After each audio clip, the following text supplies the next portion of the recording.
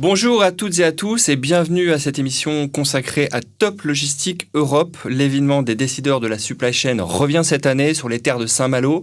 Deux nouvelles dates, le 19 et le 20 juin.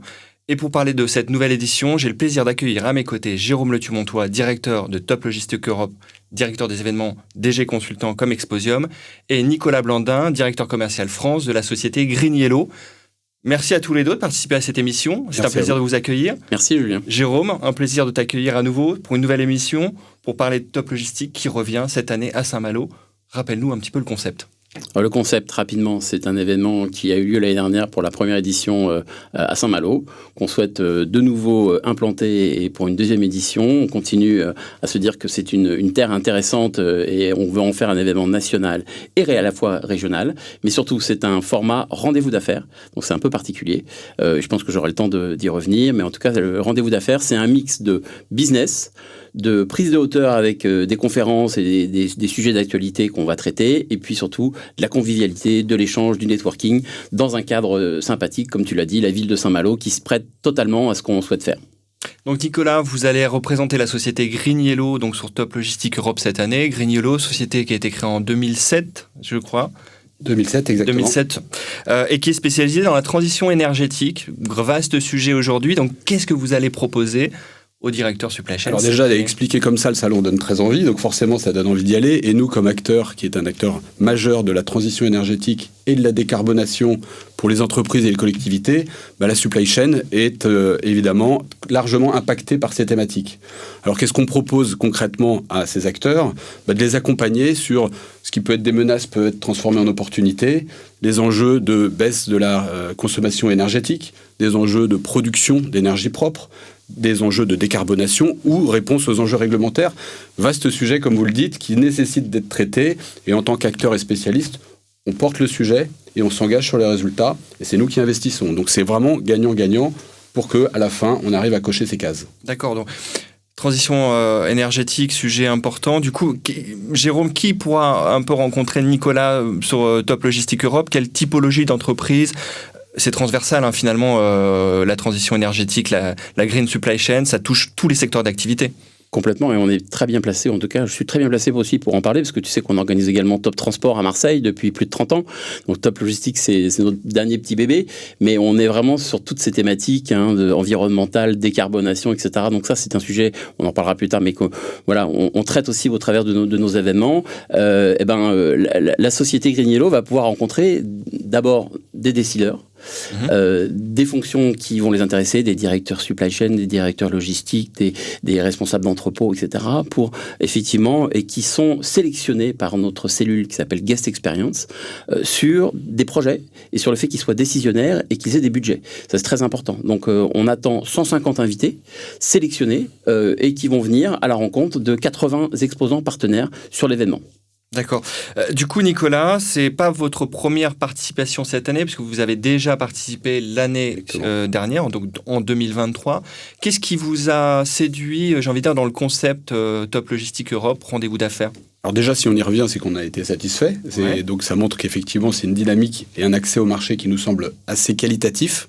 Et qu'est-ce qui fait qu'on en revient aujourd'hui et quelles ambitions on a? Effectivement, comme on vient de se le dire, l'accès aux décideurs est essentiel. L'accès aussi aux priorités de ces décideurs, c'est-à-dire que décarboner, c'est bien et tout le monde veut le faire. Comment on veut le faire? Sur quoi on commence? Notre métier, c'est d'aller répondre à ces enjeux stratégiques. Et ça se passe certes avec les équipes techniques et opérationnelles, mais en amont, très largement auprès des décideurs que l'on rencontre chez Top Logistique pour se dire, est-ce qu'on est aligné sur leurs priorités à 12, 24, 36 mois? Est-ce qu'on doit produire de l'énergie verte? Est-ce que ce sont des nouveaux bâtiments? Est-ce que c'est décarboné sur des bâtiments existants, etc. etc. Et on a une palette de solutions et de réflexions. On préfère être en co-construction avec ces gens-là, donc il faut les décideurs pour voir leur trajectoire et leurs priorités.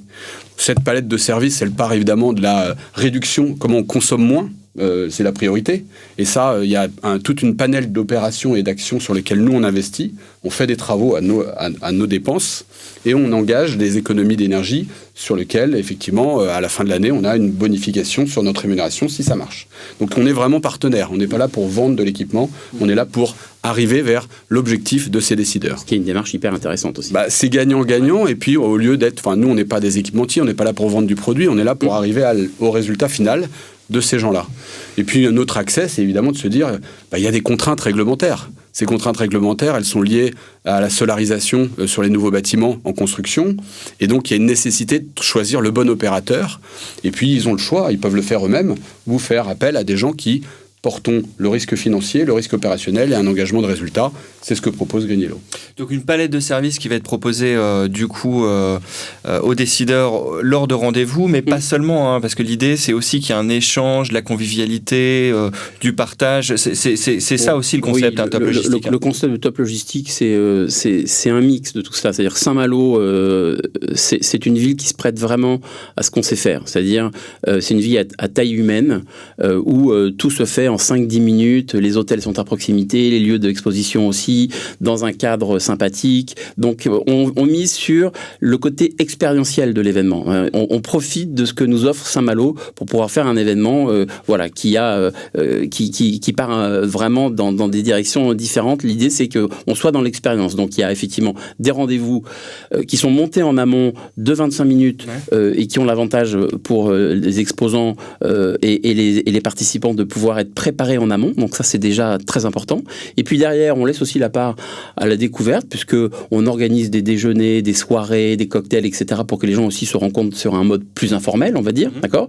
Et puis, bien évidemment, aussi des conférences, des prises de parole, un prix RSE, une nouveauté cette année avec la place des innovations pour une zone start-up. Enfin voilà, c'est de faire bouger tout cela pendant 2 jours. Et ce que j'appelle aussi l'effet bulle, c'est de mettre une communauté pendant 48 heures ensemble, les mettre dans des bonnes conditions pour que finalement ça soit un accélérateur de business et de relationnel. Oui, ça permet de briser la glace un peu plus rapidement, pas seulement autour de rendez-vous d'affaires, si je comprends bien. Exactement, ouais. Du coup, GreenYellow, société française en pleine croissance, c'est quoi les objectifs de développement de la société à venir dans moyen, long terme? Alors les ambitions sont fortes. Aujourd'hui, c'est clair qu'on est un acteur majeur de ce secteur de la transition énergétique et on accompagne, comme je l'ai dit, en tant qu'opérateur, financeur et développeur.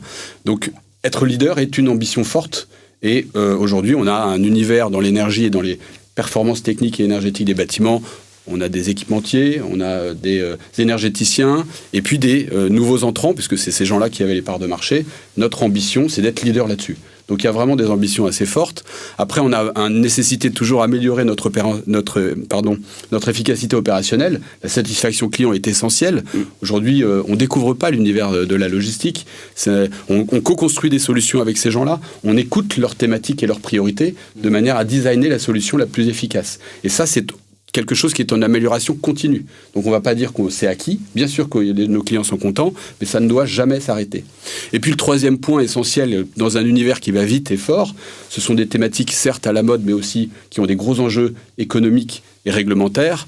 On a besoin de sachants. Donc notre ambition, c'est d'avoir aussi une attractivité dans la marque employeur, de montrer que dans un univers très concurrentiel pour recruter les bonnes personnes, on arrive à d'abord montrer que on a une réponse adaptée au marché, des équipes motivées, une éthique sur ce marché et des résultats qui donnent envie de venir rejoindre l'équipe.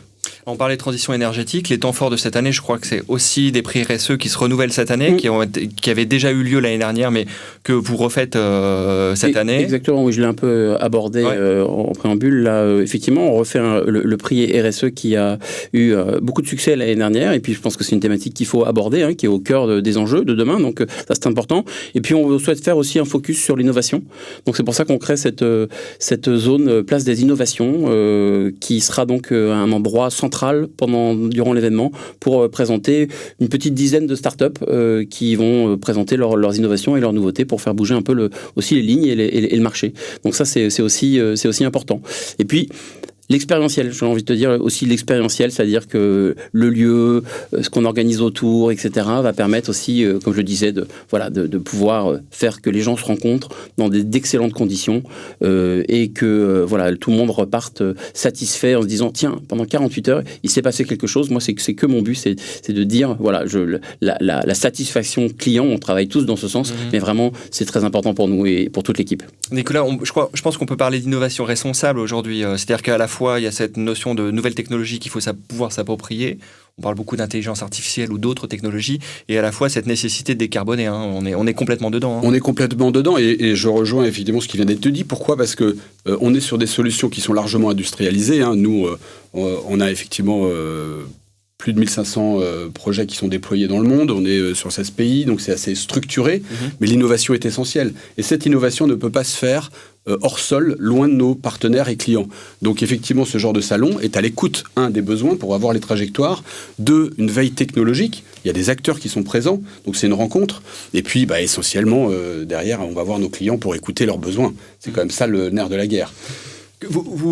Parmi tous les projets que vous avez menés, il y a un projet un peu marquant, quelque chose qui aujourd'hui caractérise peut-être le savoir-faire de Green Yellow sur lequel vous avez travaillé. On peut parler de plusieurs sujets parce qu'il y en a quand même un certain nombre, mais les thématiques prioritaires, effectivement, c'est de se dire est-ce qu'on est en capacité aujourd'hui de répondre à la thématique du client sur la décarbonation. Option 1, la plupart de nos clients nous disent je veux produire de l'énergie propre par de la solarisation de toiture, dont acte. C'est une réponse sur laquelle on est en capacité de... On a travaillé avec des opérateurs comme Goodman, qui avaient comme preneur des gens comme Amazon. Donc c'est vraiment, ça concerne toute la chaîne de valeur. Et puis ça doit aller jusqu'au preneur de bail. C'est-à-dire une fois qu'on va répondre à l'enjeu foncier, il y a quelle est l'utilisation de la thématique et est-ce qu'on va injecter le réseau pour faire une mécanique financière qui tourne et qui fait gagner de l'argent à tout le monde, ou est-ce qu'on va injecter le réseau en autoconsommation? Et donc là, c'est au sein même du site pour voir quel serait le besoin d'appel de charge et comment est-ce que cette innovation technologique permet aussi de maîtriser les coûts et d'avoir de l'énergie propre en proximité. Donc oui, il y a cette réflexion-là, et on l'a fait sur un certain nombre de sites. Et le deuxième exemple que je peux donner, c'est des thématiques qu'on fait avec Prologis ou avec des gens comme ça qui nous disent moi j'ai un parc un peu vieillissant sur des thématiques j'ai des thématiques de décarbonation. Est-ce que vous êtes en capacité de faire des grosses rénovations énergétiques en production, donc des chaufferies? On investit techniquement du temps pour se dire qu'est-ce qu'on serait en capacité d'apporter comme bonification. On est partenaire, on n'est pas équipementier. Donc on ne se met pas en face du client, on se met à côté. Et on dit quelle est la trajectoire. Si c'est adapté, on est prêt à investir sur son site. Et à la fin de l'opération, il a 25, 30, 40% de gains.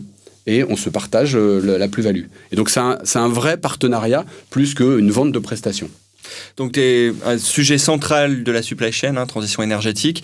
Peut-être avant de nous quitter, Jérôme, peut-être dernière question. Qu'est-ce que tu as envie de dire à Nicolas, qui va participer à Top Logistique Europe là, en juin, et à l'ensemble des participants et invités que vous allez accueillir en fait à Saint-Malo? Bien que pendant 2 jours, ils vont vivre une expérience qui va être très enrichissante. Et c'est important, on ne l'a pas dit, les clients de demain de Green Yellow vont être nos invités, c'est-à-dire qu'ils sont vraiment invités, c'est-à-dire qu'on package, on sélectionne nos invités sur leurs fonctions, sur le fait qu'ils soient décideurs, sur le fait qu'ils aient des projets et des budgets. Et de là, une fois qu'on a leur fiche d'identité et on teste un peu leur motivation, on les invite. Mais on les invite complètement, totalement. Donc il y a une prise en charge globale pour que, effectivement, l'expérience soit optimale et on met tout en place pour que ça se passe au mieux. Et à la fois pour nos invités et à la fois pour nos exposants, parce que le cadre s'y prête et que voilà, on est en train aussi de réfléchir sur des petites animations aussi qui fassent que voilà, le côté expérientiel marche à 200% parce qu'il faut profiter de ce cadre qui est la ville de Saint-Malo et qui au mois de juin, j'espère, va être un endroit hyper sympa pour vivre et travailler pendant 2 jours. Donc voilà, on est impatient de voir arriver cette date et tenir cette 2e édition de Top Logistique. Donc Top Logistique Europe, encore placé sous le signe de l'expérientiel. J'ai envie de dire merci à tous les deux, en tout cas, pour avoir participé à cette émission. Avant de nous quitter, on va rappeler les dates de Top Logistique Europe. Donc, c'est le 19 et le 20 juin à Saint-Malo. Je vous souhaite à tous les deux beaucoup de succès pour l'événement, beaucoup de succès et de nouveaux clients pour vous, GreenYellow. Merci. Et puis on vous donne rendez-vous en juin à Saint-Malo, à Top Logistique Europe.